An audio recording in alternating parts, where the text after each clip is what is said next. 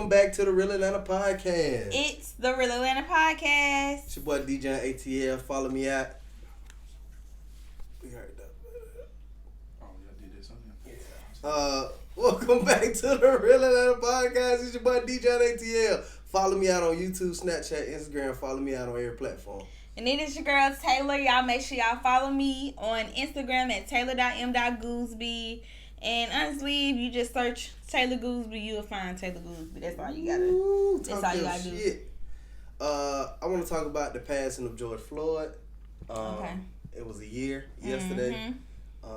So they had a get together at the White House, and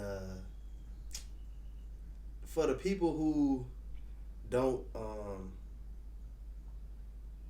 put themselves in that light of talking about what they do or when they did it, and don't do it for the clout, but the ones that just show up and show out and don't want that recognition for it, but still get shown and still get put on that plateau of doing what you're supposed to do.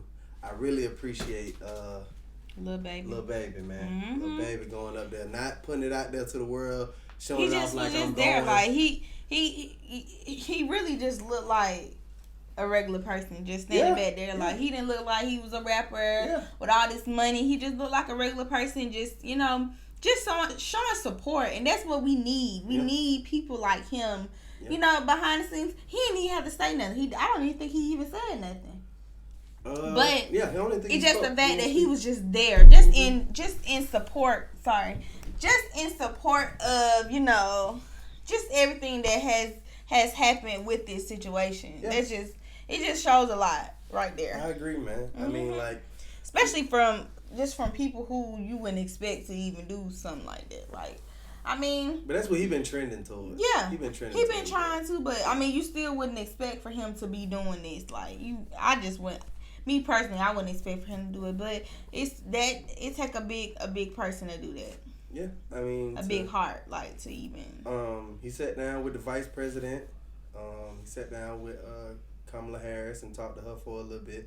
So, you know, just doing those things, all that helps to actually have a person from the community that came from the community that we're from, and to actually be on that level, to be at the damn White House, man, that's big. Yeah. That's big. It shows you that, you know, anybody can do that. You know what I mean? If you put yourselves in the right position around the right people, you will prevail and you will come out on top the way this man is showing out. Yes.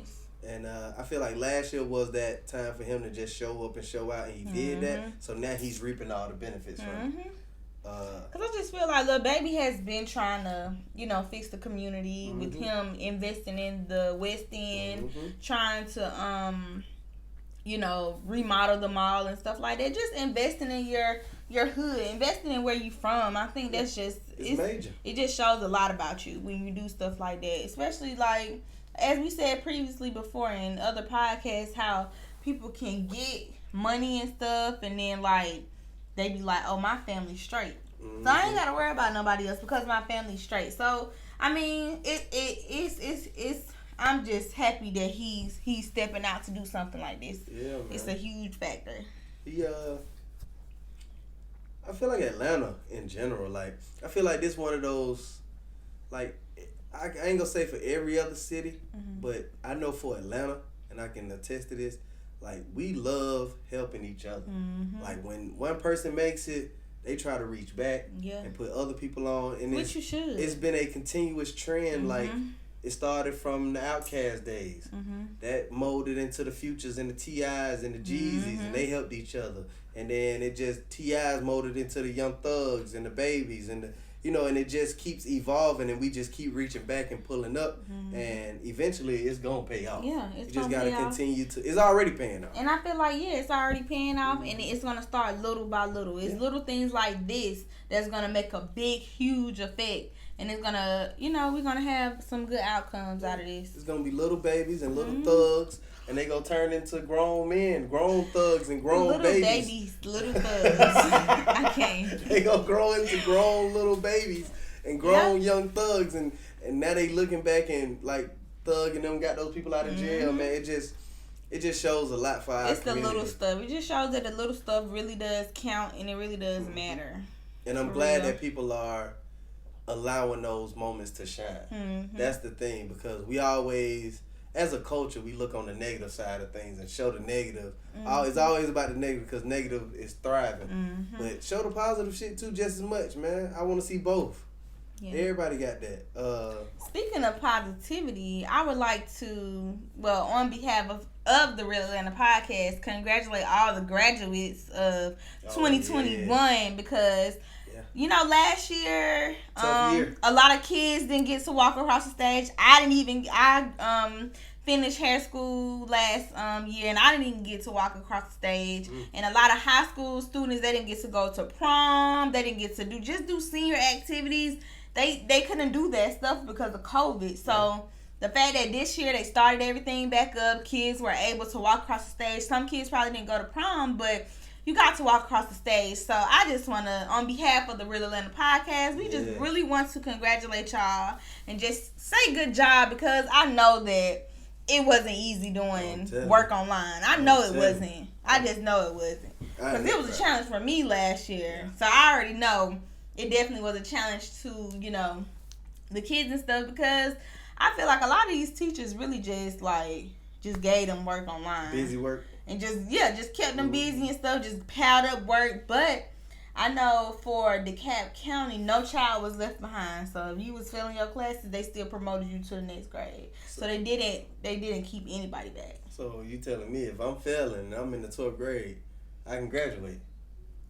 Basically. That's what they did for real. Like, they said no kids were left behind. Hey, all the kids, they promoted all the kids, but of course they didn't say it. They didn't say that all the way, but that's what they did. It was tough, man, because at the same time. No, that's not accurate. I just said no child left behind, but no child left behind was when President Bush was the president. But like that, what they did with the driving. They passed all those people, all those 16-year-olds. Oh, yeah, last year, yeah. Because you don't want them motherfuckers coming in there with COVID, so yeah, you might as well. Man, just take it online, pass. Then we got all these motherfuckers out here that can't drive now. I had my license at 16.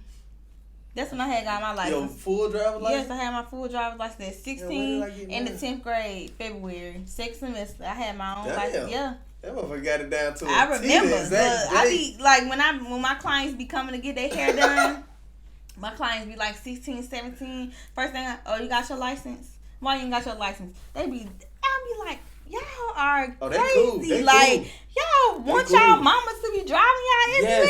Yes. No, like, They are cool. I had to get my license because I was just like, I wanted to be able to go when I wanted to go. I don't want to have to worry about asking my parents, can you take me here? Can you take me there? Just be so dependable. That's why these parents like that now. Yeah. Because these kids just so dependable. They depend on their parents to do everything for them. Yeah. And it's What age did you get your license at? Probably about 16. Now that I think about it. You was 16? I was young. I ain't have no car. Yeah. Nigga got a driver license though. Yeah. But hey, that's a good thing. All you had to do was just get somebody's car if you want to drive it. Yeah.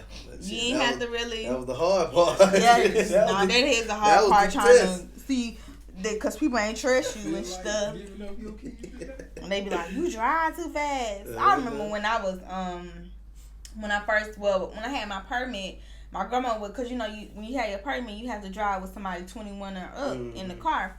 So I would be driving my grandma. She'd be like, I'm not letting you drive me no more. You ain't driving me no more. Oh, yeah. And look, next thing you know, I'm driving her because she ain't got nobody else to drive her. Exactly. So she want me to ride her. I remember when you said you'll never let me drive for you. Anybody that drive their grandparents, man, blessings to you, like, cause I have to drive so cautious though. Like I had to drive like so slow, cause she was just like, bro.